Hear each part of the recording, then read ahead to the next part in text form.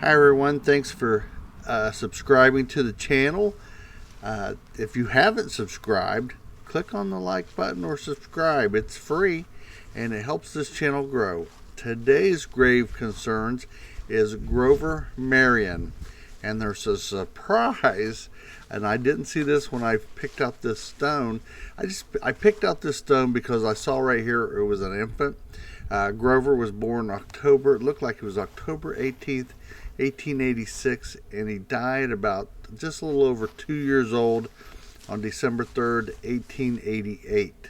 What I didn't know at the time I started cleaning this was that on the other side was one of his sister, and that was Effie Marion, and she was born on 16th of November 1870, and she died just before, well, the spring before him, the 17th of March of 1888 at 17 years old. So I don't know if there was, something going on, tuberculosis or anything. I couldn't find out the causes of death, but they both died that same year. And they evidently were buried together or close together, and this monument was put on their grave. And like I said, it was so covered with algae on the one side, I didn't even know that there was two names on there. And actually on the sides is a nice leaf pattern that was put on there. But I digress. Their parents, from the census I found out from Effie, was David Marion, and her mother, or both of them's mother, was Rebecca Jane Rout. David was born in 1848, and Rebecca was born in 1856, so she was quite a bit younger than he was. They had several kids, and the monument right directly behind there is the older brother Martin, and he lived to be older age. And please forgive the fat guy, which is me. That's why I do this. I'm trying to get in shape. I don't want to be down under any quicker than I can. So this is a way for me to get out, get a little bit of exercise, and give back to the community. Speaking of that, with this particular cemetery, it is in such disrepair. I contacted the township and I asked them for permission to clean these stones. And what I was told, and tell me if you've had this similar experience, was they told me that they cannot give you permission for liability reasons. But they say if it's a relative of yours, or no matter how close related, they can't stop you from cleaning them, and they're not going to do a DNA check or do a genealogy tree on you to see how you're related. Wink, wink, he said. So basically, he told me, he says, basically, if you clean this stone and one of the family members comes back and wants to sue, the township doesn't want to be liable for it. If one of these stones falls on you or whatever, they don't want to be responsible for it. And let me interrupt here and say, I sprayed this, first wetted it. I wet it to loosen up all the algae on it, and then I put D2 on there, and I let the D2 soak in for about 10, usually 15 minutes is what I like to do. And if you noticed, I had a new spray bottle that I used to wet it with, because I usually clean about one stone at a time, and one of those little pump sprayer bottles has been enough to clean one of these stones.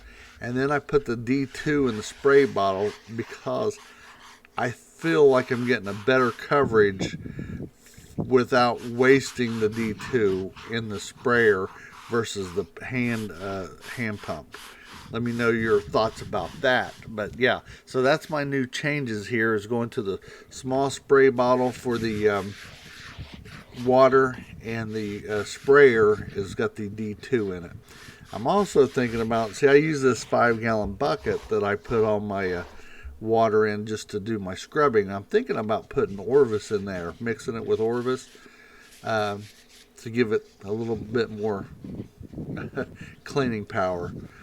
And I'd like to hear your thoughts on that one. So, like I said, my hopes are maybe by the end of this year, maybe by next year, if I do enough of these, maybe I'll lose weight. You know, maybe if I exercise a little bit more. Now there's my little spray bottle.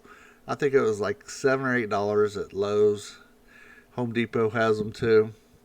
And it, like I said, there's enough water in there that will more than clean one of these stones. And I like it a lot better than that pump sprayer. This just the wand gets in the way and everything.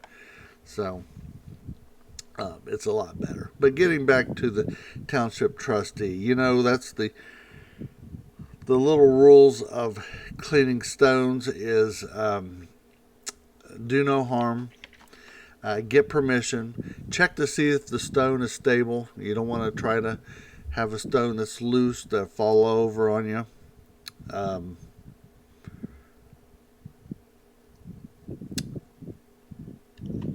You know, use a no bleach, no power washing.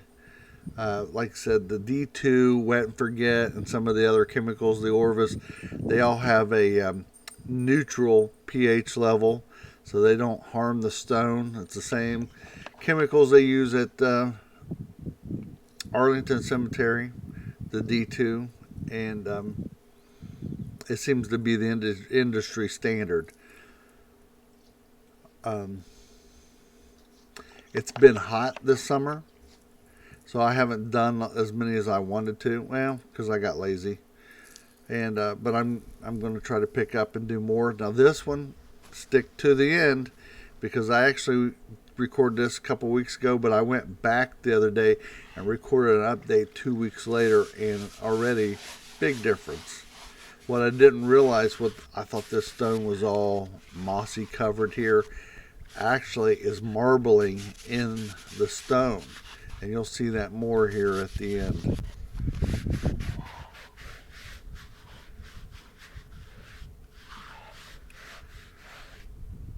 So yeah, my new rule of thumb is getting permission.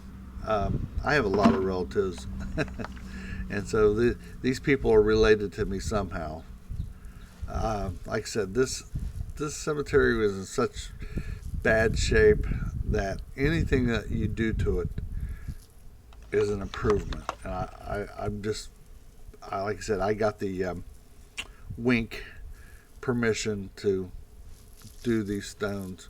But they disavow, like Mission Impossible, they disavow all knowledge. I got my cool hat on.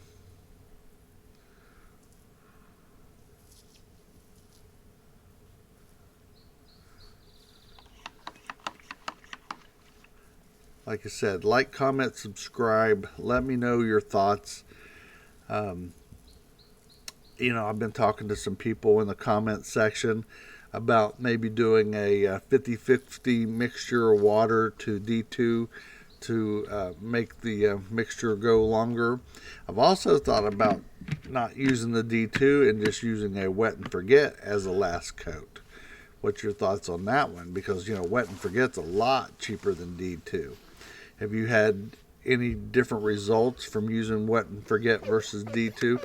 I'd like to get two stones that are side by side and compare them and see how they do. And so if I can find two stones here, I'm doing the last coat of D2, by the way. I always put a last coat on it and I leave it like that. That way it gets into all the pores, and over time it brightens that stone right up and kills all the algae.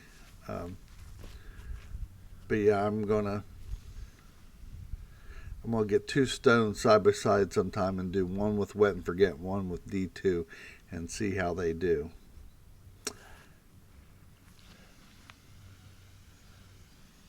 I really appreciate all the people that have subscribed. Again, you don't know how much it means to me.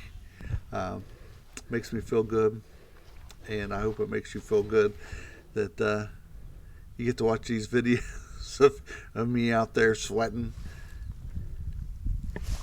That's worth a like all of itself. Oh, and by the way, this base had been repaired. You can see the repair marks there, the caulking. So At one point, someone had repaired this right there at that joint.